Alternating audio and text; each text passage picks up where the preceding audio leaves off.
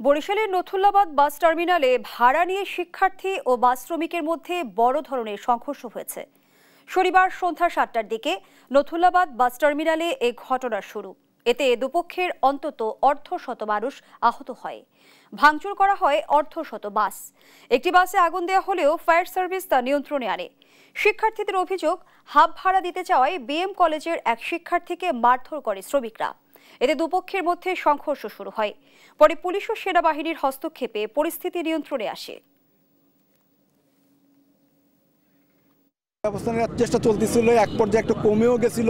পরে যে কোনো কারণে আবার এটাতে পাবলিকের এসে না, একটা বাস স্ট্যান্ড, একটা কলেজ, এখানে ইয়াং ছেলে পেলে, তারপরে শ্রমিক সংগঠনের নেতৃবৃন্দ, শ্রমিক সংগঠনের লোকজন আছে।